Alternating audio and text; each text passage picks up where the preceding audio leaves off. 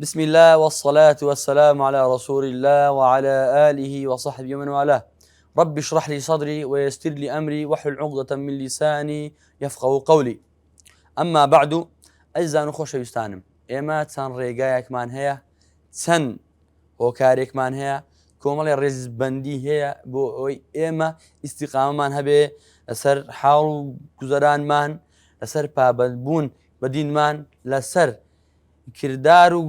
گفتارەکانمان. ئەویش کۆمەڵی یاسا و ڕێسایە کەوا دانراوە بۆ ئەوەی ئێمە خۆمان بپارێزین و پارێزبەندیەک و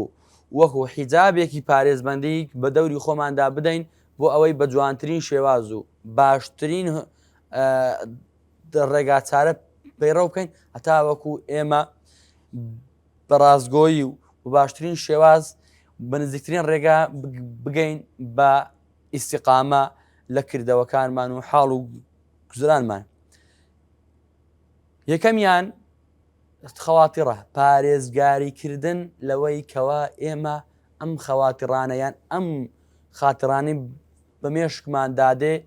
زەبتی بکەین، بتوانین ڕێکیان بخەین و ڕێخستنێکی تایبەتیان بۆ بکەین هەتا وەکو لە ڕێزبەندی و لە سیستەمدانەکەی پەیڕەوانێکی جوان بێت و لە کۆتاییدا ئێمە بەندەیەکی دامەزراوی پەروەردەکراوی دڵێکی سەلیم و ڕێک و پێک بۆ خزمەتی ئەم پەیامە گزارش بکەین و بە فەعلی و بە کردارەکی و لە کردار و گفتارەکانماندا ڕنگ بداتەوە. یەکەمیان وەکو باسمان کرد خەواتیڕە. ئەم بزانین ئەم خەواتیر چییە؟ خەواتیر ئەوەیە کەوا ئێمە دەبێت تێیدا ئاگادار بین بۆ چونکە بۆ هەرچی کار و کردەوە هەیە کەوا هەرچی فەسادی دڵە، تێک هەڵسوڕانی دڵە، لادانە لە ڕێگا ڕاستەکە ڕێگای خەواتیڕەوە دێت. بۆ کاتێک تۆ فکرێکی خراپت بە مێشکدادێ، سەرەتا تۆیەکە شەیتان لەسەر زەوی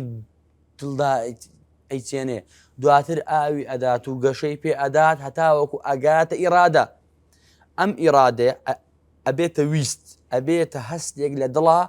کەوا حەز و ئارەزوو بۆ کردارێک کەوا فەسادی دڵە، تێکدانی دڵە بچەسپێت. خاڵێکی تر وا لێدێ ئەم کردارانە ببنە عەزائیم. عەزائیم ئەوەیە کەوا تۆ بەزار بزانین فەرقی ئیرادە و یان جیاوازی ئیرادە و عەزائیم چییە. ئیرادە ئەوەیە کەوا دڵ هەستێکی بۆ دروست ئەبێ لەبارەی کردەوەیەکەوە لە نەفسێەوە ئەم هەستە هەڵ ئەقوڵێ و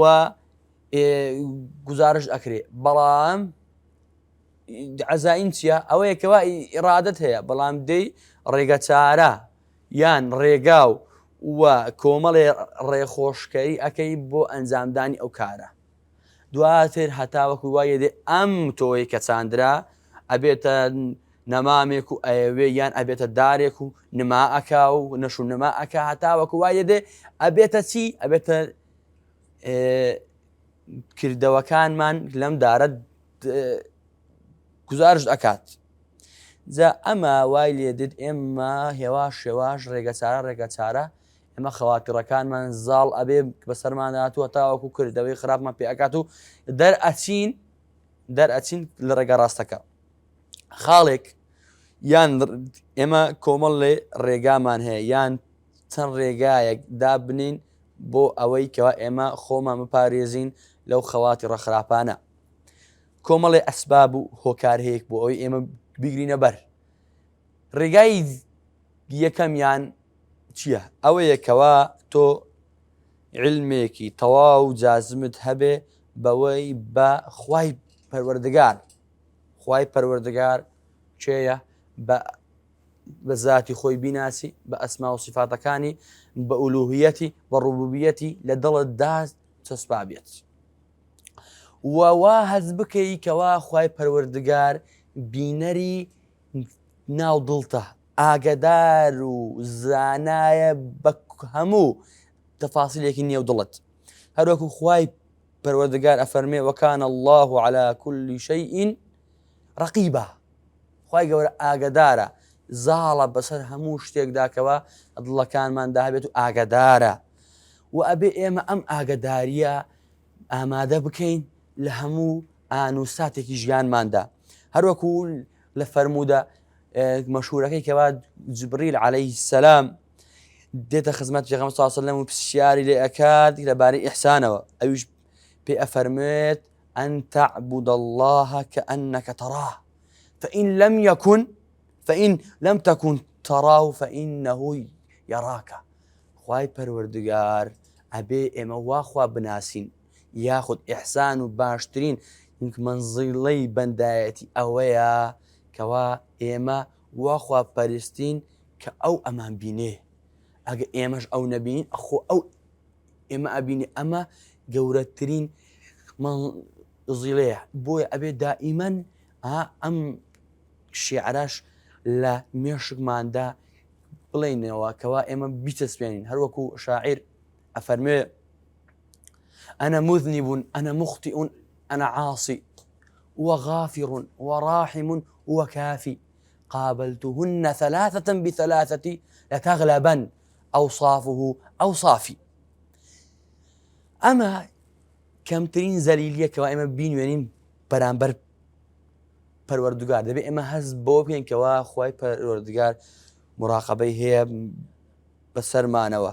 لە هەموو کاتە ئاشکرا و نادیارەکاندا هەروەکو ئیبن قەیم ڕەحمەتی خوای لێبێ لە مەدارج سالیکیندا ئەفەرموێ هەر کەسێک خوای کردە چاودێر بەسەر خەواترەکانی ئەوە خوای گەورەش ئەیپارێزێ لە کردەوەی ئەعزا و جەوارحەکانی ئەمە گەورەترین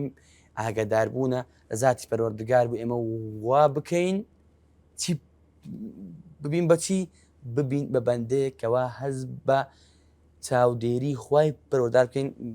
بەسەرمانەوە و ئەبێ خاڵی دووەمیان ئێمە شەرم لە خوا بکەین بەرامبەر خوای پەروەردگار شەرمن بین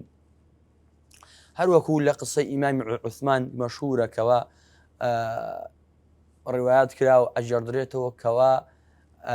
زۆر بە حەیا و حورمەت و قیمەی ئەدەب بووە هەتاوەکو مەشهورەکەوا پێغەمبەر صلی الله علیه و سلم چۆن کاتێک هاتۆ ژوورەوە چۆن ڕێزی لێگرتووە خۆی خەر کردوێتەوە ئامادە بوو بۆ لەبەر حەیا و ئیمان و شەرم و ڕێزەکەی بۆ بەرامبەر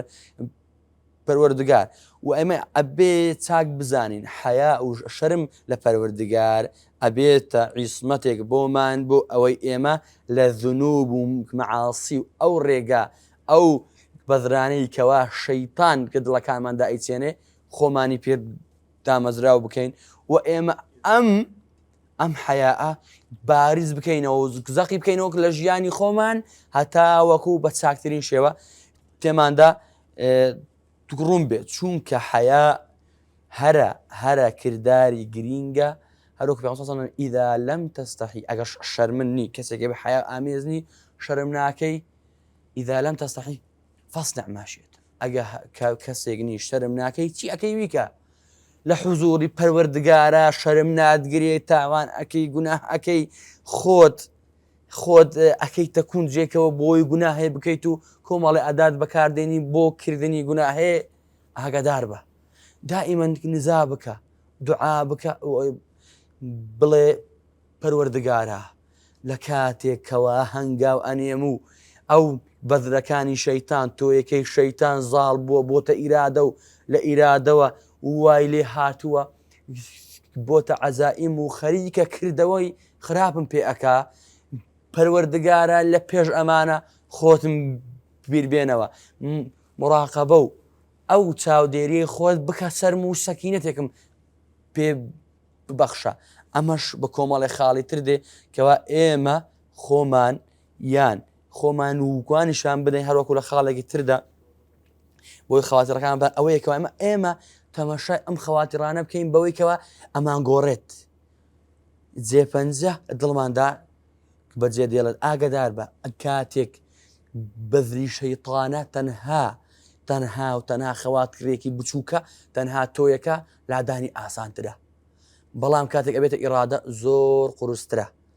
سەنگیز زیاترە بەڵام کاتێک دەبێتە عەزیمە ئەبێ لە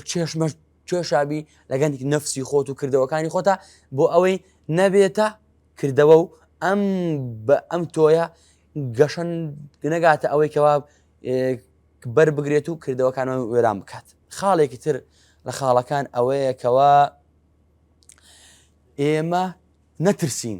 لەو خاترانە، لەو خەواترانە نەترسین، دڵمان وێران نەکەین بۆی بڵێ ئێمە نوێژمان پێ ناکرێ، ئێمە ناتوانین نوێژ بکەین، فکرمان ئەڕوا، فکرمان لایەکی ترە. چارەسەرێک هەرە باشترین چارەسەرکردن بۆ ئەمە چییە؟ دەگەڕێینەوە بۆ خاڵ یەکەم، هەست بکەی کەوا هەروەکوکەوە هاتووە خوای پەروەردگار ئەبێ ئەوەل لە فکری خۆمانداوەکەین کەوا تۆ کاتێک گونێژەکەی خوای گەورە جۆلێک قورئان خوێنی خوای گەورە قسەت بۆ دەکا، ئەبێ ئەم ڕێکار و شێوەیە ئێمە کە دڵی خۆماندا دائیمەن ئامادە بکەین. ئەوەش بە چییە؟ بە دوعا، بە ذیکر، بە ئامادەبوون و لە خزمەت قورئانی پیرۆزدابوونە. ئەبێ ئێمە دڵمان وا ئەوە بکەین کەوا سەکینەتی پێبێنین ئەم خاتیرانە نەمان گۆڕێت، ئەم خاتیرانە وامان لێ نەکات ئێمە لە ڕەزامەندی خوای گەورە دەربچین، بچین بۆ ڕەزامەندی بەندەکانی خوا یاخود بۆ کرد کۆمەڵە کردەوەیەک و کۆمەڵە ئاکارێکی بۆ ئەوەی ڕکلامان بدە لەم ڕێکارە. زانایان لەم بارەیەوە فەرموو سەکینەت بەدڵدا چۆن ئەسەسپێ کاتێک خەریکە خۆشەویستی غەیری خوا زاڵ ئەبێت بەسەر دڵەکانماندا بینای ئیستیقامە و بناغی ئیستیقامەمان لێ ئەڕمێنێ و ناهێڵێ بگەین بەم سەکینەتی ڕۆحیە. ئەویش ئەمە یەکەوە ئێمە دەبێ لە دنیادا زوهودمان هەبێ لە ژیانی خۆماندا و سوپاسی خوای گەورە بکەین و داوا لە خوای گەورە بکەین کەەوە ئەم زوهودە وەکو باسمان کرد سەکینەتی دڵ و محبەتی خوای گەورە بە دوو شت ئەسەس پێ. یەکەمیان زوهودمان هەبێ لە ژیانی خۆماندا وا خوای گەورە بپەرستین کەوا لە بەرامبەرمانە و کامڵی ئیحسانمان تێدا جێبەجێ ببێ. دووەمیان سوپاسی خوای گەورە بکەین و داوای دامەزراوی بکەین سەر ئەم زوهودە. زوهود و ثەناءەکە دانامەزرێت تەنها بە دوو شت نەبێ، ئەم دوو شتەش دانامەزرێن تەنها بە دوان نەبێ. ئەویش چییە؟ ئێمە دەبێ یەقین صحەتی یەقینمان هەبێ، بە یەقینیەکی جازم و چەسپاومان هەبێ کەوا پەروەردگار کاتێک زوهودی پێ خەڵات کردین و سوپاسمان کرد ئێمە بە یەقینەوە ئەم سوپاسە بکەین و ئەم زاهیدەتە بکەین. وە خاڵێک تریش بە هێزێکی یان خۆشەویستیەکی زۆر چەسپاوەوە ئێمە ئەم بەندایەتە بۆ ئەم زاتە گەورەیە بکەین و ئەم صحەتی یەقینە و هێزی خۆشەویستیە دانامەزرێ دیسان هەتا وەکو دووشتی تری تێدا جێبەجێ نەبێ. ئەویش چییە؟ ئێمە بە ڕازگۆییەوە حەز بکەین بە دیداری ئەو زاتە بگەین. وە خاڵەکەی تریش ئەوەیە ئێمە دائیمەن تەڵەب ناخماندا نەشونمای پێ بکەین بۆ ئەوەی ئەم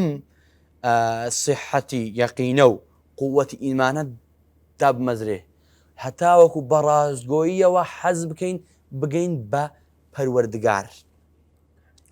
و ئەمانە هەمووی ئەسبابن، ئەم ئەسبابانە گرنگترین شتە بۆی سەکینەت بە دڵمان بدەین هەتا وەکو کەمترین خەواتر بێ، ئەگە خەواتیڕەکانیش بێ بەم چەشنە بیپارێزین. و ئەبێ خاڵێکی تر لە خاڵەکان ئەوەیە ئێمە ئەبێ دائیمەن ئەو خەشیەتە ئەم ئیستیعدادەمان هەبێ هەتا وەکو لە دڵماندا یاخود ئێمە هەمیشە وا بیر نەکەینەوە ئێمە سستین، بیرفعل خۆ سستین، بەڵام گرنگ ئەمەیە ئێمە سستین بەرامبەر خوای پەروەردگار، بەرامبەر هەوا و نەفسی شەیتان ئێمە بەهێزین. ئەبێ ئێمە ئەو قسەی شەیتان شوملی ئێمە نەکا کەوا ئەڵێ هەمویان لە ڕێ لادەم ئیلا عیبادەکە منهم المخلصین. ئێمە ئەبێ لەو بەندە مخلەسانە بین خاڵیسەن مخلیسەن بۆ پەروەردگار بژین و ژیان بکەین بۆ ئەوەی شەیتان نەتوانێ ئەم بەدرەی خۆی ئەم تۆی خۆی لە دڵی ئێمەدا لە زەوی دڵماندا بچێنێ. ئەبێ ئێمە بزانینکەوە ئێمە ئەو خاتیرانەی بە دڵماندا دێ خەواتیری باشمان هەیە و خراپمان هەیە. ئەبێ خاتیرە باشەکان زوو وەکو چۆن هەڵۆ دێت نێچیری خۆی ڕاو ئەکا بەم شێوەیە ئێمە ئەم خەواتیرە باشانە ڕاو بکەین و بە ئەنجامی بگەین هەتاوەکو دڵمان نەچێت ئەم خاتیرە باشە بە خاتیرەیەکی خراپ جێ بکاتەوە لە دڵی خۆیدا. وە چاک بزانە هەر خاتیرێک بە دڵی تۆدا دێ حەبەیەکە یەک دەنگێکە ئەگەر بێت و تۆ ڕۆژانە هەزار خاتیر بە مێشکدا بێ خاتیری خراپ ئەگەر تۆ خاتیرێکی باشات وان نەکرد ئەم خاتیرە باشە گەورە بکەیت و نەشونمای پێ بدەی ئەوە لە هەزارە خراپەکە تەنها یەک خاتیر بەربگرێت و بەرەکەی زاڵ بێت بەسەر دڵا و تۆ لا بدا لەم ڕێگە لە کۆتاییدا پەشیمانی و نەدامەت سوودی نییە. ئەڵێ ئێمە دەبێ ئەمەش لە دڵی خۆماندا بتەسبێن هەروەکو ئیبن قەیم لە کتێبی طریق الهجرتین ودار السعادتین زۆر بە جوانی ڕوونەکاتەوەکەوە ئەفەرمێ ئەبێ ئێمە دەبێت چاک بزانین ئەم خەواتیرانە ئەڕۆن ئێمە نابێ ئەم تۆیانە هەمووی لە پاڵ یەک کۆ بکەینەوە بمانەوێت بەجارێک هەمیان وەڵام بدەینەوە بە و قووەتە ئیمانەکزە هەمووی جواب بدەینەوە ئەبێ خاڵ بە خاڵ ڕێگە چارە بە ڕێگە چارەی وەکو باسم کرد بگرینە بەر ئەمانەش تەنها بەوە ئەگونجێ ئێمە خۆشەویستی و ئینابەت بە ئەسڵە ڕاستەقینەکەی خۆی دڵماندا جێبگەینەوە و ئەوانەی مضادینە یان پێچەوانەینە دڵمان دەری بکەین. و خاڵێکی تر لە خاڵەکان ئەوەیە کەوا دەبێت ئێمە بزانین ئەم خاتیرانە هەمویان وەکو دەڵێن دڵۆپێکن لە دڵۆپی خەیاڵاتی ئێمە دڵۆپێکن لەوەی کەوا ئێمە ئەم دڵۆپانە ئەڕژێن بەسەر دڵی ئێمەدا ئەگەر ئێمە ئەم دڵۆپە هەوڵ نەدەین بە قووەتی ئیمان و چاودێری پەروەردگارەوە ئەم دڵۆپانە هوشک نەکەین نەهێلین ئەم دڵۆپانە کۆبنەوە و دڵمان بخینکێنن ئەوە ئەو کاتە ئێمە ئەتوانین ئەم بەسەر خەواتیرەکاندا زاڵ ببین کۆکردنەوەیان گۆمان لێکە عەذاب بخۆین دڵمان تەنگە یعنی وا لێ دێ حەز ناکەی بۆ دڵت تەنگە گوناهات کردووە تەوبە لێ کردو هێشتا دڵت تەنگە بەرامبەر کەسێکی خۆشەویست هەڵەیەکت کردووە ئەی بینی چاوە شۆڕە بەڵام کاتێک بەندایەتێکت وای کرد ئەم مەحیبەتە لەگەڵ خوای گەورەدا یەکلا بۆ ئەم خاتیرانەی کردوتە ئەم خاتیرانە جیان کۆمەڵە هەڵەیەکن خۆت یا نەفسی خۆتدا ئەیکەیت و خۆتی پێ ئەخنکێنی خۆتی پێ نادەبێت یاخود خەڵکانی دەوری خۆتی پێرەناو ئەبەی ئەمە ئەبێ بزانین ئەم خاتیرانە دۆڵی جێلانە ئەبێ ئێمە نەکەوینە ئەم دۆڵەوەکەوە وامان لێبێ پەشیمانی دامان بگرێ و ئەبێ ئێمە تەنها خاڵێکمان لەبیر بێ ئەمە خاڵی کۆتاییە ئەبێ زەوی دڵمان ئاگدار بین گەشەی پێ بدەین بچین تۆی ئیمان و ترسان لە خوای گەورە و خۆشەویستی و ئینابە و بەڕازدانانی ئەم پەیامە و خۆشەویستی پەیامەکە و خۆشەویستی موسڵمانان و وعد و وعید و ڕەجا و داواکردنی سەواب و ئەمانە هەمووی دەبێت دوای بە دوای یەک هێواش هەوڵ بدەین بیچێنین نەوەکو گوناها خاتیرەکان بکەینە گوناها تاوەکو خوای گەورە ختم الله على قلوبهم بێت مۆرێک لە دڵی ئێمە بدرێ و ئێمەش ئەم خەواتیرانە کۆمەڵێ هۆکار هەنە وامان لێ ئەکا ئێمە خۆمانین لێ پارێزین بۆ ئەوەی ئێمە سلوکمان باش بێ تەمەشا ئەەکەی بۆچی ئەڵێن ئەم کابرایە دەموچاوی ڕنگ دەرەوەی کردەوەکانێتی ئەم کابرایە سیمای زۆر جوانە هەستەکەی ئەم کابرایە بەندایەتیەکە خاڵیسان مخلسم بۆ خوایکە وت دیمەنێک بینە بیری خۆمان زۆرێکمان تووشی بووینە نوێژەکەی هەر لە خۆتەوە هەستەکەی هەموو خەڵک چاودێری تۆ ئەکا واستەکەی کەزاگای لێت نییە بەس خۆت لاو خۆ شەیتان ئەم خەواتیڕە بێمێشکەدا دەیێنێ کەوا تۆ نوێژەکە لێ تێکەچێ کاتێ بۆ نمونە هەر لە سیڕاعی لە بینی ئایا ڕیا ئەڕیانی ئەم سیڕاعە هەی خودی ئەم سیڕاعە و خۆی بەذرێکی شەیتانە یەکێکە لەو دڵۆپانەی کەوا شەیتان خستیەتێ دڵی ئێمەوە لە وەختی نوێژەکاندا ناتوانێت لاماندا بۆ خراپە بەڵام هەوڵ ئەدا لە نوێژەکە دامان بڕێنێ بمان با بۆ سیڕاع لەگە دڵی خۆمان سیڕاع لەسەر چاکەکانی خۆمان ئەمەش دەبێت ئاگاداربین کۆمەڵێک کار و کردەوەی تر هەیە کەوا ئێمە زۆر جار خۆمانی لێ ئەوە دەکەین یان بۆ نمونە لە کاتێکداکەوە هەستێکی ئیمانی زۆرت هەیە دڵ زۆر ئارامە حەزەکەی دوعا بکەیت بەڵام کەسانێک لەوێن حەز ناکەن لە حوزوری حەز ناکەی لە حوزوری ئەوانە دوعا بکەیت نەوەک دەبێتە ڕیا هەروەکو دانەفەر الخەوف من الرياء ڕیاون ئەم ڕیا یەکێکە لە خاتیڕەکان کەوا شەیتان هەرە گرنگترین کارەکانی لەسەر ئەم ڕیاءات چسپاندووە بۆ ئەوەی زۆرترین و زیاترین کردەوە تێکەڵی دڵمان بکات بە کۆمەڵە کاری باش بمان خافڵێنێ بۆ ئەوەی باشترین نەکەین لە کۆمەڵە خاتیڕەی باشمان بۆ بێنێ ئاگدار بین لە باشترین و ئیحسانەکەتدا ببڕین زۆر زار هەیە بەکردەوەیەک مەشغوڵمان ئەکا ویڵ ئەبین بەکردەوەیەکەوە بەڵام ئێمە کردەوە ئەساسی گەورەکەمان لە یاد چووە ئەمە خاڵی یەکەم بوو بۆ ئەوەی ئێمە ئیستیقامەمان هەبێ خاڵی دووەم یەکێکە لە هەڵە هەرە خاڵە گرنگەکان بۆ ئەوەی ئێمە ئیستیقامان هەبێت بەردەوا بینە سەر کار و کردەوە باشەکانمان و لێ وێڵ نەبین و ئەم کردەوە باشانەمان لێ لێڵ نەبێ وێڵ نەبین و لێشمان لێڵ نەبێ ئەویش چییە بەڕازگۆییەوە خۆمان ئامادە بکەین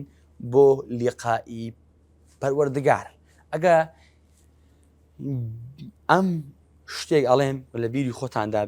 بیڵێنەوە ئەویش ئەمەیە ئێمەی موسڵمان ئێمەی ئیماندار تووشی گرفتێکی هەرە گەورە بووینە بە هۆکاری ئەوەی ناتوانین زاڵ بین بەسەر ئەو چەڵەمانەی تووشی دڵمان ئەبێ ئەم ناوکانەی کەوال لە دڵماندا خەریکە نەشونما ئەکا دەمانەوێ لە عیبادەتەکاندا ئەبڕێن زۆر جار بیستومانە کابرا دیندارە زانستێکی زۆری پێ علمێکی یەکجار زۆر بەڵام عیبادەکانیان سستە نوێژەکانی بە تەواوەتی ناکات نوێژەکانیشی بکات کەمڕەوی و سستی لێدا ئەکات زۆر جار هەیە بە هۆکاری ئەنجامدانی خێرێکی گەورتر دەستداها هەروەکوی یەکێک لە هاوڵانکەوە هەتاوەکو بەرە بەیان خەریکی نوێژ و تاعەت و عیبادەت و شەونێژە بەڵام لە کاتێکدا خەو بەسەر چاوی دارێت و چاوی بە تاریکایی خەو شاد ئەبێ نوێژی بەیانێکی ئەفەوتێ پێفەرم ئەگەر هەموود نەکرد ئەم شەو بخەوتایە بەس نوێژەکەی بەیان بکردایە خلاصەی کەلام لێرە ئەمە ئێمە بەندایەتی گچکەکان وامان لێ نەکەن بەندایەتیە گەورەکانمان لە هات بچێ ئێمە دەبێ دائیمەن ئامادە بین بۆ ئەوەی کەوا ئێمە ئیستیعدادی خۆمان بۆ لیقای پەروەردگار ئامادە بکۆین ئەبێ ئێمە نابێت دڵمان بپچڕێنین لەوەی کەوا خوای گەورە داوامان لێ ئەکات لەوەی کەوا پەروەردگار ئەیەوێ ئێمە جێبەجێ بکەین چونکە وەما خەلەقت الجن والئینس ئیلا لیعبودون تەنها بۆ بەندایەتی و جۆڕایاڵیکردنی خوای پەروەردگار ئەبێ ئێمە ئاگداریش شەهەواتەکانمان بین چونکە ئینسانەکان لە دوو ڕێگاوە زەفەریان پێ ئەبرێت لەلایەنی شەهەواتەوە لەلایەنی شوبهاتەوە شەهەوات ئەبێتە دوو جۆرەوە جۆرێکیان قەلبیە جۆرێکیان جەستەییە لایەنە جەستەیەکەی ئەبێ ئاگادار بن ئەم ئەعزایانەی جەستەمان زگمان حەز و ئارەزووی خواردنمان حەز و ئارەزووی بۆ نمونە لایەنیش شەهوانیمان نەبێتە هۆکارێک بۆ ئەوەی کەوا ئێمە لەم ڕێگە ڕاستە یان لەو ئیسیعدادە دوور بکەوینەوەکەوە بۆ پەروەردگار هەمانە لایەنەکەی تریش ئەوەیەکەوە ئێمە خۆمان بپارێزین لە کۆمەڵێ شت ڕیە کیبر ترسان لەخوای پەروەردگار گوێنەدان بە گوناها نەترسان لەوەی کەەوە ئەم کردەوەی زاڵە بێت بەسەر کردەوەکانی ترە کۆمەڵی خاڵی تر ئەمانە وامان لێ ئەکات کەوا ئێمە دڵمان بڕوخێت شوبهاتیش کۆمەڵێکن بۆ شوبهاتی لایەنی ئیلحادیە لایەنی ئیلاهیە ئەمانە هەمووی وامان لێ ئەکات ئێمە بە باشترین شێواز و چاکترین شێواز بتوانین خۆمان زاڵ بکەین بەسەر شوبهاتەکاندا ئەو شوبهاتانەی کەوا فکرین هەم کردەوەین هەم منهەجین ئەبێ ئاگاداریش بین زۆر جار ئەو حەبلێنەیە وا لێ ئەکات دا ببڕێی لەوەی کەوا ئامادە بیت بۆ خۆپەروەردەکردن خۆ ئامادەکردن بۆ لای زاتی پەروەردگار ئەمەش پەتپەتێنە ئەم پەتپەتێنە زۆرێکمانی گوێڵ کردووە زۆرێکمان ئەممان بڕیوە بەڵام ئەم پەتپەتێنە کۆتایی نییە ئاگادار بن کۆتاییەکەی تەنها کۆتایی نییە ئەگەر تۆ نەی ئەم خاڵەی پاشی باز ئەەکەم جێبەجێ نەکەی کۆتاییەکەی بەمە دێت تۆ هەواز بێنی لە مقۆ دڵت وابەستە بکەی بە پەروەردگارەوە ئەوەش ئەوەیەکەوە ئێمە هەروەکو ئیبن قەیم کەوا ئەفەرمێ ئیبن و تەیمیە ئەفەرمێکەوە ئێمە جۆم لە ئیبن قەیم ڕەحمەتی خوای لێ ئەفەرمێکەوە گوێم لە ئیبن و تەیمی مامۆستان بوو ڕەحمەتی خوا لە هەردووکیان بێ کەوا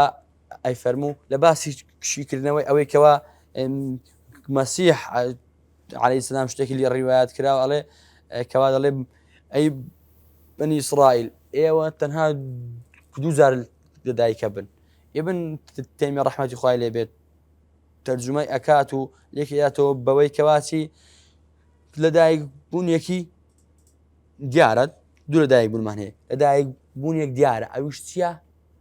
ئەو لەدایک بوونم مەعروفەیەکەوە هەمومان بەسەرمان نادێ بەڵام لەدایک ئێمە دوو لەدایک بوونمانەوەکو گوتمان لەدایک بوونێکیان ئەوەیەکەوە لەو پەردەی نێوزگی دایکمان دەرەچین و ئەمە لەدایک بوونیەکە بەڵام لەدایک بوونی دووەم چێرەکو ئیبن تەیمیە ڕەحمەتی خوای لێ ئەفەرمێ ئەڵێ ولادەتی لەدایک بوونی دڵ و ڕۆحە و دەرچوونیانە لە ژێر فەرمانڕەوایی نەفسی خۆیان وە لە ژێر تاریکایی یان لە ژێر سێبەر و پیسایی ئەم نەفسەوە ئەم ئۆکارە وامان لێ ئەکا ئێمە بڵین ئێمە ئەبێ هەمومان یەک زوڵمەت و تاریکایەکمان ڕەتداوە بەڵام ئەبێ زاڵ بین بەسەر تاریکایەکەی تردا و ئەم حیجابە لا ببین و بین دڵمان و ڕۆحمان لە زیندانی نەفسمان دەربێن و لەو زوڵمەتە دەری بکەین هەتا وەکو دڵمان لەدایک ببێتەوە عەزیمەت و ئەو حیجابی غەفلەیە کەوا بەسەر دڵمان داهاتووە لای بدەین بەستیش لەوەی کەوا ئێمە بەڕازگۆییەوە داوای ئەوە بکەین و ئامادە باشی بکەین بۆ پەروەردگار ئەویش چونکە ئەم ئامادەگیە ئەم ئامادەکیەکەوە ئێمە باسی ئەەکەین